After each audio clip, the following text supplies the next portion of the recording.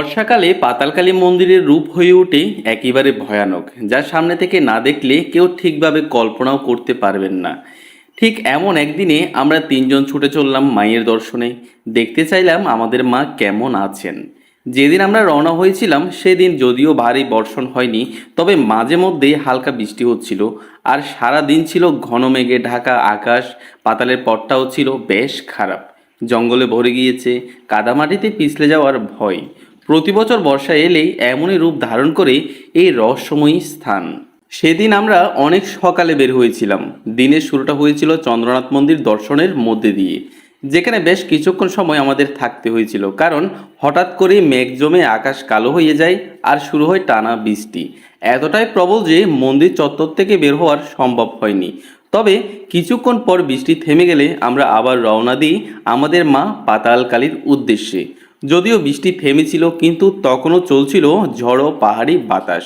তবে এই বাতাসে ছিল এক অন্যরকম শীতলতা, আর মাকে দেখার আকাঙ্ক্ষায় মন ভরে উঠেছিল এক অনির্বচনীয় অনুভূতিতে, যা কেবল অনুভবই করা যায়, ভাষায় প্রকাশ করা কঠিন। দেখতেই পাচ্ছেন রাস্তাগুলো বছরের অন্য সময়ের তুলনায় অনেক বেশি অস্পষ্ট হয়ে আছে। ঝোপঝাড়ে ভরে গেছে চারপাশ। সামনে শুধু সামান্য একটু পথই ঠাউর করা যাচ্ছে। এর সাথে ছিল জোকের ভয়, যা বর্ষার দিনে পাহাড়ি এলাকায় এক ভয়ানক বাস্তবতা। সবাই জানেন এই সময় জোকের উপদ্রব কতটা ভয়াবহ হয়, তাই আমাদের হেঁটে চলতে হচ্ছিল খুবই সাবধানে। আবার আমার জোকের ভয়, সেটা আলাদা কথা।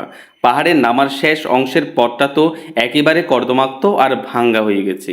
এটাই স্বাভাবিক, কারণ টানা বৃষ্টি পাহাড়ি পথকে সহজে দুর্বিষহ করে তোলে। তাই দেখে শুনে এক প্রকার মনে সাহস এনে আমরা নিচে নামতে শুরু করি, কারণ যদি কিছু ঘটে তাহলে ফিরে যাওয়া প্রায় অসম্ভব হয়ে যাবে এই অবস্থায়। তো আমরা যখন পাতালকালী মন্দিরে পৌঁছাই তখনই ঠিক মায়ের সকালের পূজা চলছিল।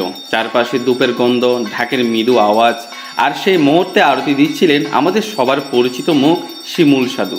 তিনি মায়ের একনিষ্ঠ ভক্ত, যাকে আপনি প্রায় সবসময়ই পাতালকালী মন্দিরে দেখতে পাবেন। তার কণ্ঠে আরতির ধ্বনি আর চোখে দীপ্ত ভক্তি তা মন ছুঁয়ে যায়।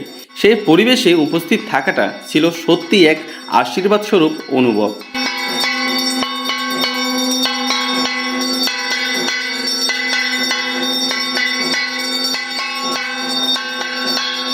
বর্তমানে মায়ের মন্দিরে উন্নয়ন কাজ চলছে দারুণ ধারা ও ধৌত গতিতে। মন্দিরের চারিদিকে পরিবর্তনের ছোঁয়া লাগছে, আর এই উন্নয়নের পেছনে রয়েছেন কিছু মহান ব্যক্তি, যাদেরকে আপনি নিঃসন্দেহে মায়ের কৃপাধন্য ও আশীর্বাদপ্রাপ্ত বলতেই পারেন। কারণ আমি এই কথা কেন বলছি সে ব্যাখ্যা ও তাদের অবদান আমি বিস্তারিতভাবে তুলে ধরবো আমার পরবর্তী ভিডিওতে, যেখানে আপনাদের জন্য থাকবে পাতালকালী মায়ের মন্দিরের উন্নয়ন কাজের একচেটিয়া কিছু দৃশ্য। পাতালকালী মায়ের এই রহস্যময় যাত্রা ও বর্ষার দিনে তীর্থযাত্রার অভিজ্ঞতা ছিল আমাদের জীবনের এক স্মরণীয় অধ্যায়। আশা করি এই ভিডিওটি আপনাদের ভালো লেগেছে। যদি সত্যিই ভালো লেগে থাকে তাহলে ভিডিওটি শেয়ার করুন, লাইক দিন, এবং এমন আরও আধ্যাত্মিক যাত্রার সাথে যুক্ত থাকতে আমাদের চ্যানেলটি সাবস্ক্রাইব করতে ভুলবেন না। জয় মা কালী।